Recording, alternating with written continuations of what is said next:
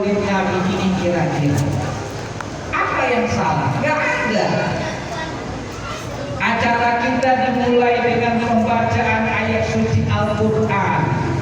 Ada Al-Badranji dibacakan, diperdengarkan musik Islami, selawat-selawat Nabi. Gak ada yang salah. Tapi mungkinlah kalau acara maulid ini diputar dengan lagu dangdut, nah itu mungkin tidak salah. Joget-joget kita di masjid ini mungkin salah. Tapi tidak. Kita Bapak Ibu perlu mendengarkan sejarah kehidupan Nabi, perlu mengajarkan sejarah kehidupan Nabi kepada anak-anak kita. Kenapa? Lupa. Anak-anak zaman sekarang itu lebih kenal dengan Upin dan Ipin daripada cucu Nabi Hasan dan Husin. Betul Bu? Kenapa? Upin dan Ipin di Bapak Ibu setiap hari ditonton anak kita. Bukan televisi, TVRI dulu. Pagi Upin dan Ipin, siang Upin dan Ipin, malam Upin dan Ipin. Jadi anak-anak itu tontonnya Upin dan Ipin. Jadi ditanya, nah, kamu kenal dengan cucu Nabi Hasan dan Husin? Apa jawab anaknya Bapak Ibu? Kalau Hasan saya tak kenal Pak Bu, kata anak. Tapi kalau Husin saya kenal. Siapa itu nak? Husin itu Pak yang ikut dangdut akademi, orangnya ada cabangnya, dia naksir sama Ayu Ting Ting katanya. Hah? Hafal dia Bu. Tapi kalau cucu Nabi Hasan dan Husin tak tahu dia. Jangan sampai Bapak Ibu ada seorang murid ditanya oleh gurunya, nah, kamu tahu tanggal berapa Nabi Muhammad lahir? Apa jawab muridnya Bapak Ibu? Tahu Pak? Tanggal berapa lahirnya? Nabi Muhammad lahir tanggal merah katanya. Tanggal merah katanya Bapak Ibu. Kenapa? Karena di kalender Bapak Ibu kemarin 5 September hari Jumat tanggal merah. Kenapa tanggal merah? Hari lahir Nabi Muhammad. Jadi ditanya kapan lahir Nabi Muhammad? Nabi Muhammad lahir tanggal merah katanya. Ini Bapak Ibu. Kita ini Bapak Ibu kalau tidak memperingati Maulid Nabi ini, kita sudah mulai melupakan kehidupan Nabi, keluarga Nabi, anak-anak Nabi. Bapak Ibu mungkin dulu kita pernah belajar istri Nabi, anak Nabi. Tapi dalam nggak belajar lupa lagi. Tapi dengan peringatan Maulid Nabi paling tidak diingatkan kembali. Ada orang menciptakan lagu Bapak Ibu. Anak-anak Nabi ada 7 orang, 3 laki-laki, 4 perempuan, pertama Qasim, Abdullah, Ibrahim, Zainab, Ruqayyah, Ummu Kalsum, Fatimah. Nah, ini ibu-ibu ini banyak yang tak tahu itu, yang saya, ya Bu. Banyak yang tak tahu. Pak Ustaz, apa Ustaz kenal lagunya tahu, tapi dah lupa juga. Apalagi kami yang bapak-bapak Ibu, kami yang bapak-bapak Ibu, saking mungkin banyak pikiran yang banyak mau dipikirkan. Jangankan nama anak-anak Nabi, nama anak sendiri pun kadang-kadang banyak yang lupa. Betul Bu.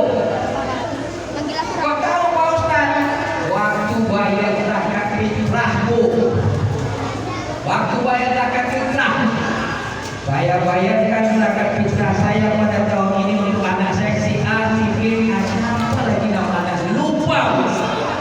Saking banyaknya pikiran. Tapi dengan peringatan Maulid Nabi ini paling tidak Bu, kita ingatkan kembali sejarah kehidupan Nabi. Sebelum Nabi lahir, ada namanya masyarakat jahiliyah yang rusak akhlaknya, yang suka berjudi, minuman keras, berzina, menyembah berhala. Dan yang lebih hebatnya, ada kaum perempuan di masa jahiliyah itu, kalau lahir anak perempuan itu dikuburkan hidup-hidup.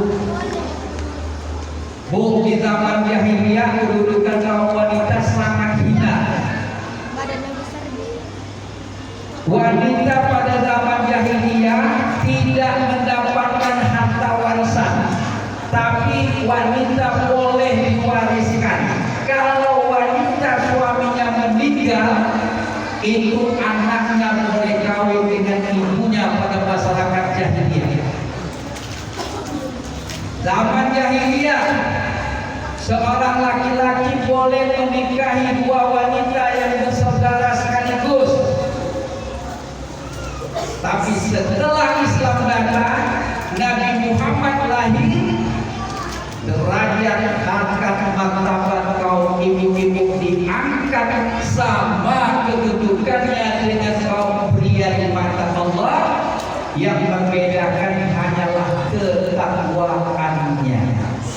Malahan suatu ketika sahabat datang kepada Rasul, "Ya Rasul, siapakah yang harus saya muliakan dalam hidup ini?" Apa kata tadi? "Ummuka, ibumu." Kemudian siapa lagi ya Rasul? "Ummuka, ibumu." Kemudian siapa lagi? "Ummuka." 3 kali disebutkan ibumu, baru yang keempat abuka, ayahmu. Ummuka, ummuka, ummuka, ibumu, ibumu, ibumu. 3 bapak ibu kelebihan yang ibu miliki yang tidak ada pada kami kaum bapak-bapak. Makanya ada dikatakan, ibu engkaulah wanita yang mulia, derajatmu 3 tingkat dibanding ayah. Kau mengandung, melahirkan, menyusui. Ini mengandung, melahirkan, menyusui tidak bisa dilakukan oleh kaum bapak. Makanya dulu bapak ibu, ada seorang anak pergi merantau jauh pas mau hari raya, tidak bisa pulang kampung karena mungkin jaraknya jauh. Lalu dia kirim surat lah ke kampung untuk ayah dan bundanya di kampung. Buat ayahnya dan ibunda di kampung, tahun ini ananda tidak bisa pulang. Yang baca surat ini ayahnya, dibacalah oleh ayahnya. Tahun ini ananda tidak bisa pulang, tetapi sebagai pengganti ananda mengirimkan uang sebanyak 4 juta rupiah. Mendengar 4 juta rupiah, membaca ini bapak ibu, ayahnya tersenyum. Lumayan nih untuk baju hari raya. Tapi rupanya ada lagi sambungan surat itu dengan perincian 3 juta untuk ibunda, 1 juta untuk ayahanda. Masa muka bapaknya nih bapak ibu. Kok begitu perinciannya? Dipanggillah istrinya, Ma, sini ma, sini ma. Apa Pak? Tengok nih surat dari anak kita. Apa? Anak kita mengirim uang 4 juta. Bagus. Yang tak bagus cuma perinciannya. Apa perinciannya? 3 juta untuk mama, 1 juta untuk saya. Ini yang bagus kata mama. Kok bagus? Pak, yang melahirkan anak kita selama 9 bulan itu siapa Pak? Iya mama, 1 juta. Iya dia bilang Yang melahirkan anak kita mempertaruhkan nyawa ini siapa Pak? Yang mama 2 juta. Yang tengah malam ketika dia bangun menangis, tahu siapa yang menyusuinya Pak? Yang kamu makan 3 juta. Jelas? Ya tadi yang kita pilih. Bu, Islam sudah mengangkat derajat harkat kaum ini. Bahkan dalam hadis Nabi dikatakan al-jannatu tahta aqdamil ummahat, surga itu terletak di bawah telapak kaki ibu. Gak ada disebutkan hadis surga terletak di bawah telapak kaki bapak, tak ada. Jadi anak-anak ketika gurunya menyampaikan hadis ini, surga terletak di bawah telapak kaki ibu, pulang dia dari sekolah, ditangkapnya kaki ibunya, ditengoknya kaki ibunya. Kata bapaknya, kenapa nak? Saya mau nengok surga, karena kata guru kami surga ada di bawah telapak kaki ibu. Ibunya ini asiknya bikin kebun, asiknya di ladang, nampaklah telapak kaki tidak hitam-hitam. Oh, ini rupanya surganya. Ini kan pemahaman yang salah juga. Oh, kenapa kita hadir pada malam ini? Karena kita cinta kepada Nabi. Suatu ketika Bapak Ibu, Nabi berkumpul dengan para sahabatnya. Di situ ada Abu Bakar, Umar, Utsman, Ali, dan para sahabat yang lainnya. Apa kata Nabi? Wahai para sahabatku, tahukah kalian siapa hamba Allah yang mulia di sisi Allah? Semua sahabat berdiam Bapak Ibu. Lalu tak lama-lama seorang sahabat berkata, ya Rasulullah, hamba Allah yang mulia itu adalah para malaikat. Apa kata Nabi? Memang malaikat itu mulia, tugasnya hanya memuja dan memuji Allah, tapi bukan itu yang dimaksud, kata Nabi. Kembali sahabat terdiam. Lalu ada seorang sahabat lagi yang berkata, ya Rasulullah, hamba Allah yang mulia itu adalah para nabi. Kata Nabi, memang nabi itu orang mulia, mereka adalah utusan Allah untuk menyampaikan risalah Allah, tapi bukan itu yang dimaksud, kata Nabi. Kembali terdiam Bapak Ibu. Sahabat yang lain berkata, ya Rasulullah, apakah hamba Allah yang mulia itu kami para sahabat-sahabatmu? Kata Nabi, kalian jelas adalah orang mulia karena kalian membantu dakwahku, perjuanganku, tapi bukan itu yang aku maksud, kata Nabi. Lalu Bapak Ibu, suasana hening, sahabat terdiam. Tak berapa lama setelah itu Nabi pun meneteskan air matanya. Nabi menangis, meneteskan air matanya, membasahi jenggotnya. Lalu dia berkata kepada para sahabatnya, sahabatku, tahukah kalian hamba-hamba Allah yang mulia di sisi Allah itu adalah orang-orang yang jauh berada setelahmu, yang tidak pernah bertemu denganmu, tapi mereka mencintai Allah, mereka mencintaimu. Itulah umatku, kata Nabi, dan aku sangat mencintai mereka. Maka mudah-mudahan Bapak Ibu sekalian, kita hadir malam ini, yang kita datang tidak digaji, walaupun kita dalam keadaan letih capek, tapi karena ingin menghadiri peringatan Maulid Nabi sebagai tanda cinta kita kepada Nabi, mudah-mudahan ini dicatat amal soleh dan ini menjadi saksi bahwasanya kita sangat mencintai Nabi dan kita termasuk hamba-hamba Allah yang mulia di sisi Allah. Amin ya rabbal alamin. Bapak Ibu, tadi kita Al-Ghazali itu kita berdiri pas ada momen disuruh kita berdiri. Kenapa Bapak Ibu kita mau berdiri? Memangnya dulu nggak boleh?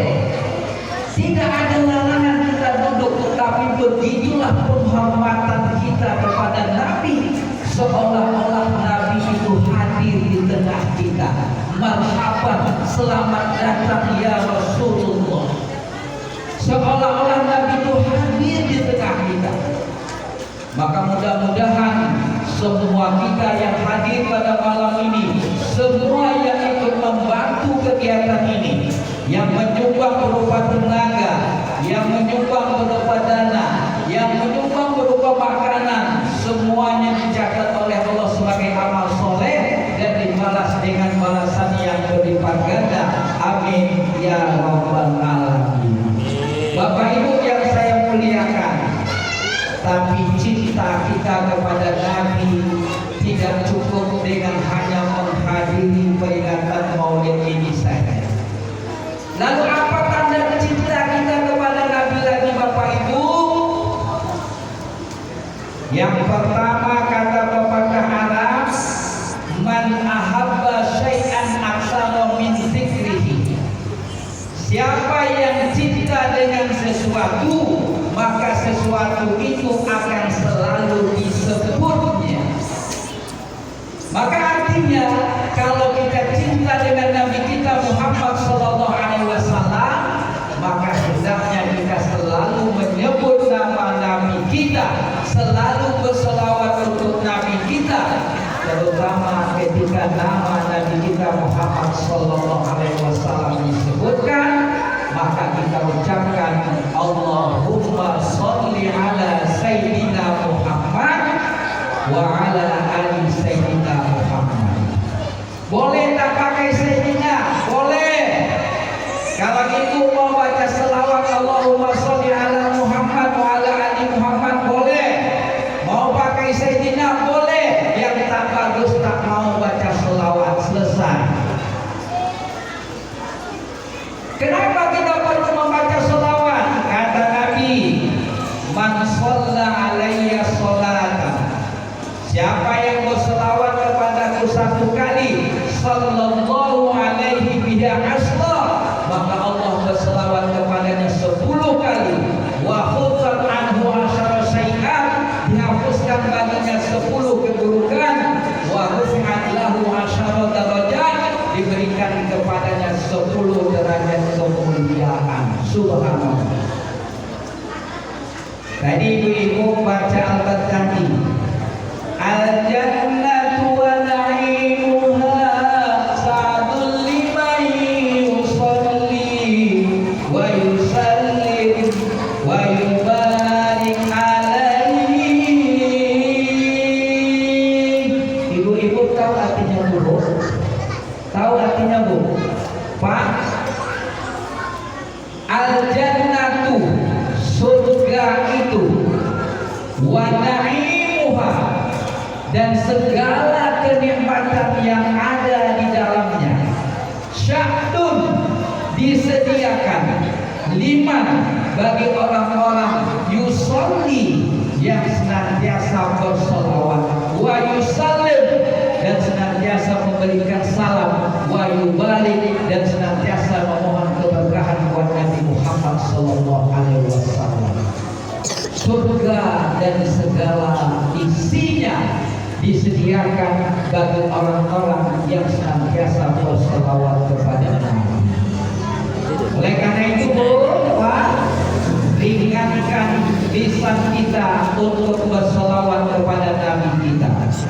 Kalau orang tua-tua dulu Pak, orang tua-tua dulu mertua saya yang perempuan, itu saya masih ingat waktu anak saya kecil, itu memandikan anakku pakai selawatnya. Sallallahu ala Muhammad, sallallahu ala Muhammad, sallallahu ala Muhammad. Itu orang tua-tua dulu luar biasa. Orang tua-tua dulu kalau menyanyikan anak dalam ayunan, itu apa yang diajarkan? Saya masih ingat Bapak Ibu ketika kecil, itu almarhumah ibu menyanyikan adik saya di ayunan, apa yang dinyanyikan Bapak Ibu? Kalimat tauhid.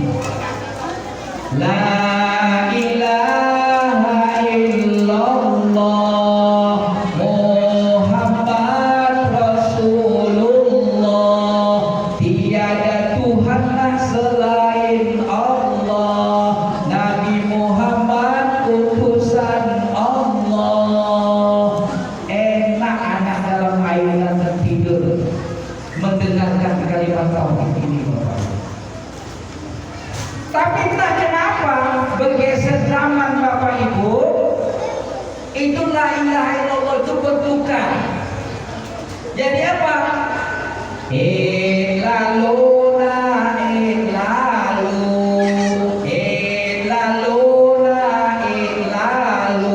dari la ilaha illallah jadi lalu jadinya, Bapak. Kata anak dalam ayunan, mengapalah ibu ini? Apalah lalu. Yang hebat lagi, Bapak Ibu, ibunya nyanyi lagu dangdut, lagu Ayu Ting Ting. Apa nyanyinya? Kemana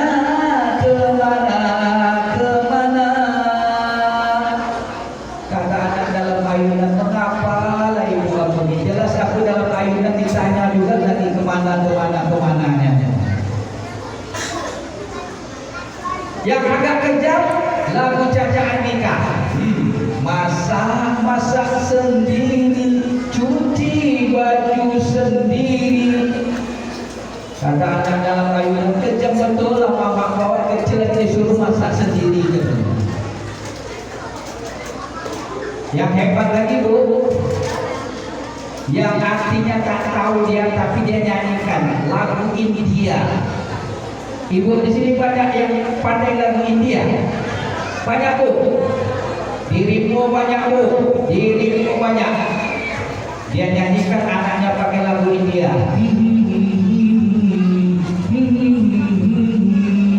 Hachikileki, I love you. Hachikileki, I love you. Artinya aku tak tahu, mungkin tempe sama tahu. Ini diajarkan dengan anak-anak sekarang, Bapak Ibu. Padahal ibu-ibu yang hebat akan mengajarkan nilai-nilai agama, nilai-nilai tauhid kepada anak-anaknya, maka akan lahirlah anak-anak yang soleh dan solehah. Dari mana itu dimulai? Dari ibu-ibu. Bu, saya ada punya buku. Buku itu judulnya Doktor Cilik Hafal dan Paham Al-Quran. Doktor Cilik Hafal dan Paham Al-Quran. Anak ini orang daerah Iran, luar negeri, laki-laki, Husin Toba-Tobai namanya. Sekarang udah besar. Itu, Bu, Pak, umur 2 tahun 3 bulan sudah hafal juz 30. Bukan 30 juz 30. Amma yatasaalun sampai qul a'udzu birabbinas. 2 tahun 3 bulan, Bu, hafal dia. Anak kita 2 tahun 3 bulan ya paling-paling ngomongnya kadang-kadang belum pas. Anak saya 2 tahun 3 bulan suatu ketika bilang dengan saya, ya, bu. Saya kira dia panggil ibunya, Bu. Rupanya minta duit 1.000 rupanya. 2 tahun 3 bulan. 5 tahun, Bu, hafal 30 juz Al-Quran. 5 tahun. 7 tahun mendapat gelar doktor di bidang Al-Quran, bukan dokter. Beda dokter dengan dokter kota, beda. Kalau dokter tukang suntik, kalau dokter kuliah sampai S3. 7 tahun, Bu. Dulu kita masuk SD, saya belum masuk SD umur 7 tahun. Dia umur 7 tahun sudah dapat gelar doktor di bidang Al-Quran. Dites oleh para pengujinya, profesor-profesor, dia tahu ayat Al-Quran letaknya di atas setengah menengah bawah sampai tahu dia, maka dapat gelar doktor di bidang Al-Quran. Apa yang ingin saya ceritakan, saya sampaikan dari kisah ini, Bu. Ternyata ketika ibunya ditanya, Bu, apa yang ibu lakukan sehingga bisa melahirkan anak yang hebat seperti ini? Maka apa jawab ibunya? Saya sewaktu mengandung anak saya itu paling sedikit satu hari itu membaca 1 juz Al-Quran. Itu dia, Bu. Ketika dia mengandung anaknya ini, satu hari itu paling sedikit dia membaca 1 juz Al-Quran. 1 bulan dia mengandung anaknya, khatam 1 khatam Al-Quran. 9 bulan dia mengandung anaknya, khatam 9 kali khatam Al-Quran. Makanya lahir anaknya, cerdas otaknya, hafal Al-Quran. Kita ingin anak kita jadi hafal Al-Quran, pandai baca Al-Quran, tapi ketika hamil malas membaca Al-Quran. Ada juga yang mengaji, Bapak Ibu, pesan dengan anaknya, nah, Mama mau baca Yasin dulu. Ya, Mak. Nanti kalau sudah main sinetron Ikatan Cinta, panggil Mama ya. Nah, pakai pesan dengan anaknya. Malam Jumat, mamanya pun baca Yasin lalu, Pak. Malam Jumat, Bismillahirrahmanirrahim. Yasin wal Qur'anil Hakim. Innaka laminal mursalin ala siratil mustaqim. Tanzilal azizir rahim. Litunzira qauman ma. Pas litunzira qauman ma, anaknya pun memanggil, Ma. Ya, Nak, sudah main sinetronnya. Sudah, Nak, sudah. Shadaqallahul azim. Tak habis ujung ayat itu dibaca. Apalah salahnya dihabiskan dulu. Idontil qaumamma. Udah main, Pak, habiskan dulu. Idontil qaumamma undira abahum fahum ghafilun. Ini enggak. Udah main, Pak, udah. Idontil qaumamma. Shadaqallahul azim. Bagaimana mau menjadikan anak kita cinta Al-Quran, hafal Al-Quran, kalau kita mengaji Al-Quran itu seala kadarnya. Jadi rupa-rupanya, Bu, menurut penelitian para ahli, itu anak yang ada dalam kandungan seorang ibu sudah bisa merespon apa yang dilakukan oleh ibunya. Jadi kalau ibu ingin nanti anaknya ikut lomba di dangdut akademi, nah, ketika hamil itu selalulah menyanyi dangdut gosok-gosok perutnya. Tapi kalau ingin anaknya jadi penghafal Al-Quran, maka senantiasalah membaca Al-Quran, berselawat, berzikir, bertasbih, kalimat-kalimat thayyibah, maka itu akan mempengaruhi anak yang ada dalam kandungan. Karena anak-anak yang hebat itu dilahirkan oleh ibu-ibu. Sebaliknya, anak-anak yang jahat juga dilahirkan oleh ibu-ibu. Maka terserah bagi ibu-ibu apakah mau melahirkan anak yang hebat, yang soleh dan solehah, tergantung kepada ibu. Itu yang pertama, ciri cinta kepada Nabi. Yang kedua, kalau kita cinta kepada Nabi, maka kita ingin mengenal Nabi kita Muhammad Sallallahu Alaihi Wasallam. Selama ini Bapak Ibu kita kenal Nabi itu orang yang pemaaf, Nabi itu orang yang penyabar, Nabi itu orang yang dermawan. Tapi itu secara umum. Ada sifat Nabi yang khusus, yang luar biasa. Apa contohnya Bapak? Suatu ketika kalau kita lihat Nabi itu dalam sejarah, itu dia bangun tengah malam melaksanakan sholat sampai kakinya bengkak, lama dia berdiri membaca ayat Al-Quran dalam sholatnya. Maka ditanya oleh istrinya, ya Rasulullah, lima fa'alta hadza, kenapa engkau mau bangun tengah malam menyusahkan diri bangun melaksanakan sholat? Wa ghafarallahu laka ma taqaddama min dzambika wa ma ta'akhkhar. Bukankah Allah sudah mengampuni dosamu yang dulu dan yang akan datang? Apa jawab Nabi Bapak Ibu? Afala uhibbu an akuna abdan syakura.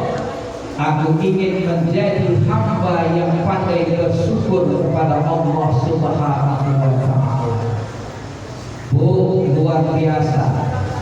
Nabi sudah dijamin oleh Allah masuk surga, diampuni dosanya, tapi ibadahnya luar biasa kepada Allah Subhanahu wa ta'ala. Sholatnya luar biasa.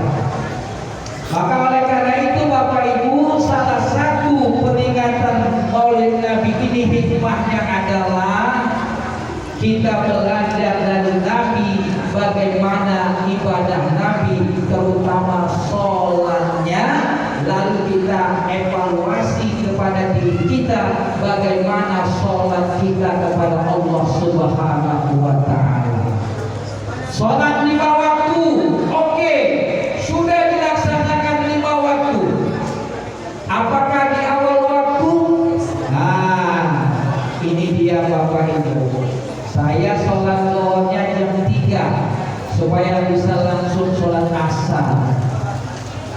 Padahal Bapak Ibu sholat di awal waktu itu, kata Rasul, sahabat bertanya, ya Rasulullah, apakah amalan yang paling disukai Allah? Kata Nabi, as-sholatu ala waktiha, sholat di awal waktu. Tapi banyak di antara kita umat Islam yang ketika datang panggilan sholat, kita malas untuk melaksanakan sholat di awal waktu. Sholat 5 waktu oke, di awal waktu oke. Apakah sholat kita berjamaah Bapak Ibu? Tadi alhamdulillah kami maghrib bisa berjamaah di masjid ini. Isanya juga bisa berjamaah di masjid ini. Apa kata Nabi? Man syahidal isya faka'annama qama nisfa laila. Barang siapa yang melaksanakan sholat isya berjamaah, maka pahalanya seolah-olah mendapatkan pahala melaksanakan sholat malam setengah malam. Wa man syahida subha faka'annama qama laila. Barang siapa yang melaksanakan sholat subuh berjamaah, maka seolah-olah mendapatkan pahala orang yang melaksanakan sholat malam semalam penuh. Besar keutamaan sholat berjamaah ini. Maka oleh karena itu nanti kita tengok subuh masjid kita ramai atau tidak. Kalau ramai berarti ada peningkatan. Ada hasil dari peringatan Maulid kita ini, peningkatan ibadah kita kepada Allah. Saya Bapak Ibu tahun 2009 berada di Kota Malang, Jawa Timur sampai 2011. Kuliah S2 di UI Maulana Malik Ibrahim Malang. Di situ saya dipertemukan oleh Allah dengan seorang bapak yang sudah tua, tapi ibadahnya luar biasa Bapak Ibu. Udah tua, ibadahnya luar biasa. Biasalah Pak Ustaz, kalau udah tua ibadah luar biasa mau mati gitu anggapan kita Bapak Ibu. Tapi bapak yang tua ini itu matanya buta Bapak Ibu. Buta matanya. Apa ibadahnya yang luar biasa? Jadi di Malang itu Bapak Ibu waktu sholat itu lebih cepat sekitar 1 jam dibandingkan daerah kita. Jadi kalau kita di sini subuhnya jam 5, itu di malam jam 4 sudah subuh. Jam 5 sudah terang. Saya cerita dengan dia. Saya datang masjid Bapak Ibu subuh, itu saya tengok dia sudah duluan ada di masjid. Besoknya subuh saya datang, dia lagi keluar di masjid. Awalnya saya tidak tahu dia buta. Besoknya saya datang, dia lagi yang ada di masjid waktu subuh. Akhirnya saya tanya, Pak, Bapak jam berapa bangun? Dia bilang, saya bangun jam 3 subuh. Bangun jam 3 subuh, sholat tahajud. Kemudian saya bangunkan anak saya yang jualan nasi. Kemudian dia pergi ke masjid Bapak ini. Masjid itu bukan lurus, bukan langsung terbuka. Jalan ke masjid, belok ke kiri lagi, belok ke kanan lagi, belok ke kanan lagi. Dan yang hebatnya lagi Bapak Ibu, dia bisa membuka pintu masjid yang terkunci. Masjidnya bukan langsung terbuka, masjidnya dikunci. Dia bisa membuka pintu masjid yang terkunci Bapak Ibu. Dibukanya pintu masjid, kemudian dia sholat sunat tahiyatul masjid. Setelah itu keluar lantunan istighfar dari mulutnya Bapak Ibu. Astaghfirullahaladzim, astaghfirullahaladzim. Ampuni aku hai Allah yang Maha Agung.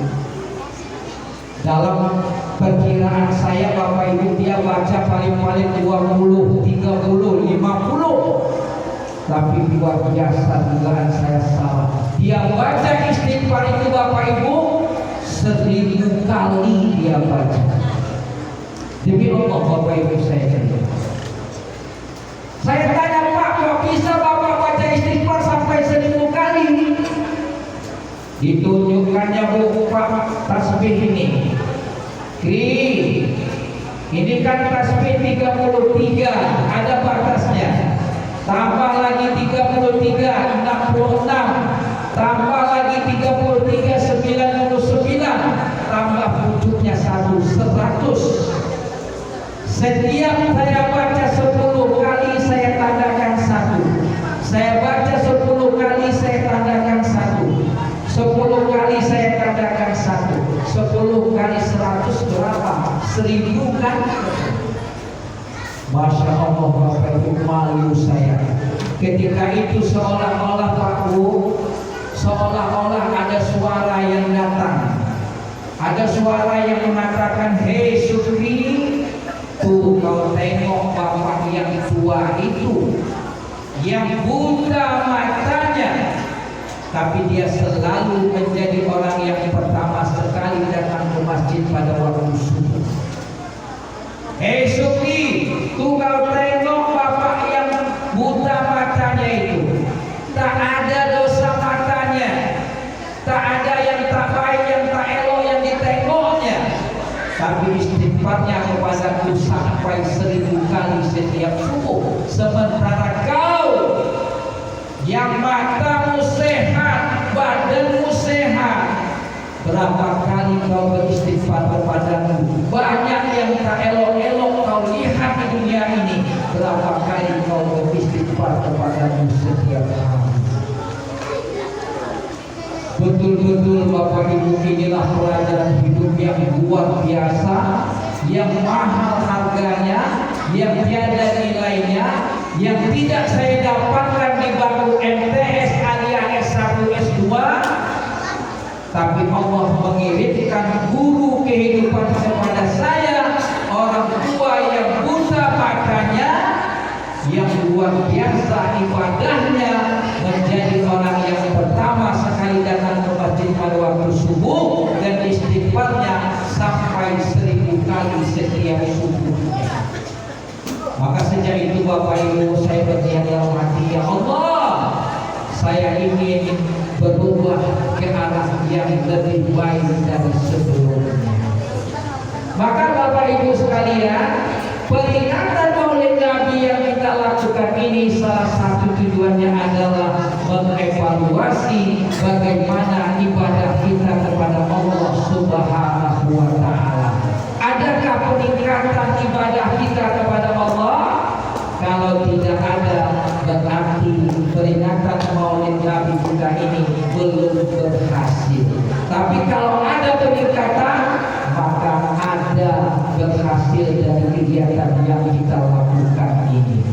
Maka oleh karena itu Bapak Ibu, mulai hari ini mari kita jaga sholat 5 waktu. Di awal waktu usahakan berjamaah dan jangan lupa. Jangan lupa, ini banyak kita sepelekan. Iringi sholat 5 waktu itu dengan sholat sunnah muakkad yang mengiringi sholat wajib sebelum dan sesudahnya. Kenapa? Karena keutamaannya sangat besar. Kata Nabi, barang siapa yang mengamalkan melaksanakan 10 atau 12 rakaat sholat sunnah yang mengiringi sholat wajib, maka Allah akan membangunkan baginya sebuah rumah di surga. Bu, mau rumah di surga, Bu? Mau, Bu? Ternyata syaratnya adalah dengan mengamalkan 10 atau 12 rakaat sholat sunnah yang mengiringi sholat wajib.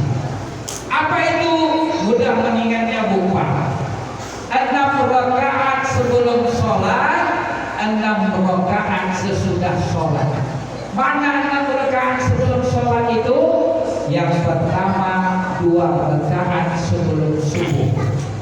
Kemudian 2 rakaat atau 4 rakaat sebelum zuhur. 6. Jadi kalau zuhur Bapak Ibu kita ke masjid sudah azan, laksanakan qobliyah zuhur 2 rakaat, masih ada waktu lagi, laksanakan lagi 2 rakaat walaupun 4 rakaat tapi tetap 2 salam.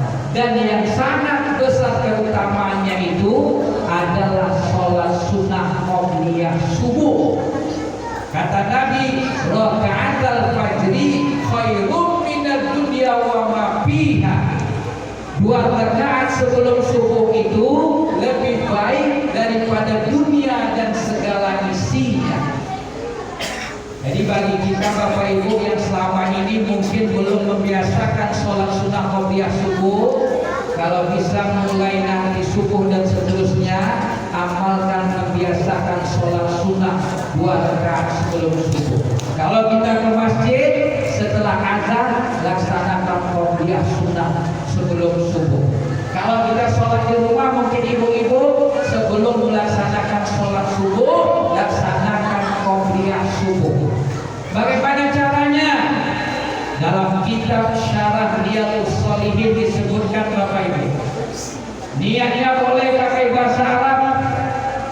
Usolli sunnatus subhi raka'ataini qabliyatan lillahi ta'ala.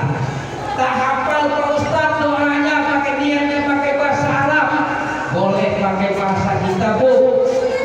Saya sholat sunat 2 rakaat sebelum subuh karena Allah Ta'ala. Allahu Akbar. Setelah itu apa? Mau baca doa iftitah Allahu Akbar kabiro, bagus. Kalau terbaca tak apa-apa, boleh. Setelah itu baca surat Al-Fatihah.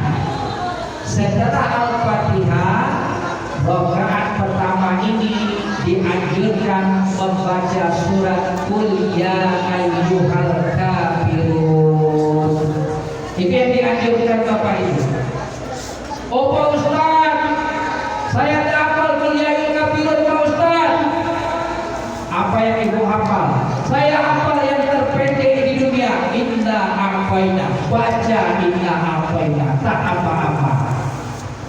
Karena hukum membaca surat dalam sholat itu adalah sunnah. Sunnah, Bu. Jadi kalau Bapak Ibu sholat zuhur asar waladhdallin amin Allahu akbar sah.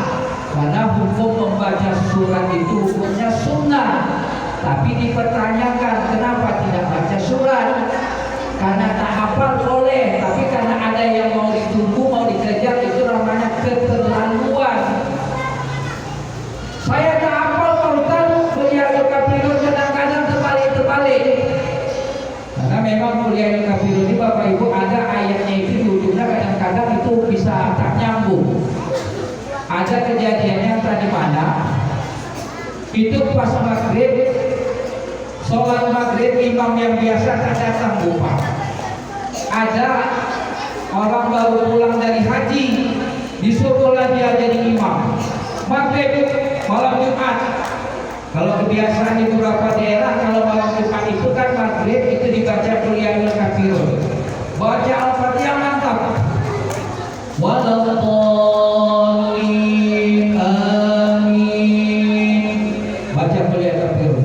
Bismillahirrahmanirrahim. Qul ya ayyuhal kafirun la a'budu ma ta'budun wa la antum 'abiduna ma a'budu wa la ana 'abidun ma 'abadtum wa la antum 'abiduna ma a'budu wa la ana 'abidun ma 'abadtum wa la antum 'abiduna ma a'budu wa la anta sampai ujungnya Bu. Jamaah yang di belakang banyak pula yang muda-muda tak hafal pula dia. Ada satu jamaah yang muda, apa bilangnya Bapak Ibu? Kalau begini sholatnya kapan selesai sholatnya? Kalau sempat sekali lagi imam tidak dapat ujung ayat ini, maka akan saya sambung apa yang saya bisa. Ditunggunya Bapak Ibu, tunggunya itu. Wala na'budu ma 'abadtum wala antum 'abiduna ma a'budu wala ana 'abid waladhdallin. Kata Bapak Ibu. Tak selesai-selesai pula surat yang dibaca. Nah, maka yang pertama tadi Bapak Ibu Al-Fatihah, kuliah Al-Kafirun dianjurkan. Kalau tak hafal, baca yang Bapak Ibu hafal saja. Indah Ataina boleh? Boleh. Ada yang terpendek lagi Pak Ustaz? Kadang-kadang kan kita gitu Bu, ada tak lagi suratnya yang terpendek? Ada. Apa itu Pak Ustaz? Yasin. Wih, panjang ya Pak Ustaz. Kalau sempat nanti Bapak Ibu mungkin datang ke masjid ini ada imam baca waladhdallin amin. Bismillahirrahmanirrahim. Yasin. Kata jemaah salah tempat sholatnya lah, lama betul Yasin dibacanya. Tapi cuma itu aja. Yasin. Allahu Akbar. Alhamdulillah. Ini kan kita suka cari yang pendek-pendek. Jadi Yasin boleh Ustaz? Boleh. 2 huruf Yasin. Allahu Akbar. Ada yang terpendek lagi Pak Ustaz? Ada. Nun, Shad. 1 huruf. Kalau Yasin 2 huruf. Yasin 2 huruf. Yang pendek 1 huruf. Nun, Shad. Allahu Akbar. Boleh dibaca di Ustaz? Boleh. Sah di Ustaz? Sah. Boleh diamalkan? Ya kalau tak malu diamalkanlah. Sekarang tergantung niat kita. Mau apa? Bu, Pak. Dulu ada mungkin ibu-ibu nih masih ingat itu sekitar 13 tahun yang lewat ada sinetron India di TV itu. Mungkin ibu-ibu masih ingat Bu. Bu, masih ingat gak sinetron Utaran? Masih ingat Bu? Utaran. Utaran itu pas lagi ramai-ramainya dulu di Rimau Melintang. Saya tengok di depan dia diputar Utaran. Tengok sampai ke Utaran, sampai lagi Utaran. Penasaran saya Bu. Apa enaknya Utaran ini? Saya tontonlah sekali Bu. Wih, sedap betul rupanya. pandai sutradara film itu membuat cerita. Jadi adalah seorang ibu saking asiknya dengan sinetron ini, itu sholatnya sholat menunggu seringan sinetron. Ibu tahu sholat menunggu seringan sinetron? Pas sinetron itu main, dia tonton, azan dengar dari masjid, Allahu Akbar. Pergilah dia ke dapur kamar mandi ambil air wudhu, tapi sinetronnya TV-nya nggak dimatikan, masih iklan. Ambil air wudhu ke belakang, balik dari belakang, pas sinetronnya main, nonton dulu sinetronnya. Nonton dulu, pas iklan, barulah televisinya dimatikan. Kebetulan pas menghadap kiblat, dia pun sholatlah di depan televisi. Allahu Akbar. Itu yang dibacanya surat yang terpendek di dunia itulah. Itu udah terpikir bagaimana kelanjutan fit dan tafasal tadi itu ya. Wassalam. Assalamualaikum warahmatullahi. Assalamualaikum warahmatullahi. Kalau orang dulu siap salam yang diambil apa? Tasbih. Astagfirullahaladzim, astagfirullahaladzim, astagfirullahaladzim. Dia apa yang diambil bu? Remote TV. Langsung sinetron main, boleh tonton sinetronnya, tak sempat lagi baca istighfar. Bagaimana kita mau masuk surga sementara sholat kita saja sholat menunggu sholat sinetron. Jadi 2 rakaat sebelum subuh, 2 rakaat atau 4 rakaat sebelum zuhur, 6. Kemudian yang sesudahnya itu apa? 2 rakaat setelah zuhur, 2 rakaat setelah maghrib, 2 rakaat setelah isya. Bagaimana Pak Ustaz dengan 2 rakaat sebelum asar, 2 rakaat sebelum maghrib? Ada sebagian tempat melaksanakan sholat sunnah 2 rakaat sebelum isya. Kata Nabi, liman sya'a, bagi yang mau. Cuma kita kadang-kadang lupa salah memilih. Apa maksudnya salah memilih? Kita sholat isya ke masjid, setelah azan kita qobliyah isya, kemudian lagi sholat isya. Setelah itu kita pulang tanpa melaksanakan wakiyah isya. Apakah kita berdosa? Tidak, tapi kita rugi. Kenapa? Karena kalau seharusnya disuruh memilih mana yang harus kita kerjakan, sesudah isya atau sebelum isya, maka laksanakanlah setelah isya. Yang bagusnya laksanakan sebelumnya dan sesudahnya. Ada lagi yang berkembang di tengah masyarakat kita bu, Pak, kalau bulan Ramadan, itu setelah sholat isya itu banyak yang istirahat langsung nanti sholat tarawih tanpa melaksanakan wakiyah isya. Salah? Enggak. Dosa? Enggak. Tapi rugi. Kenapa? Karena pahala sholat sunnah setelah isya itu lebih besar dibandingkan dengan bapak ibu melaksanakan sholat sunnah tarawih walaupun 10 rakaat, walaupun 20 rakaat. Ini jangan salah bapak ibu, kita tahu ilmunya. Jadi kalau kita disuruh memilih mana yang harus kita laksanakan setelah isya atau sebelum isya, laksanakan setelah isya. Yang bagusnya sebelum dan sesudah isya. Kalau ini kita mengamalkannya, maka kata Nabi akan dibangunkan oleh Allah baginya sebuah rumah di dalam surga. Bapak Ibu yang saya muliakan, waktu sudah menunjukkan jam 10:10. Saya tidak ingin ceramah terlalu lama, nanti khawatirnya menyebabkan Bapak Ibu lambat bangun sholat subuh.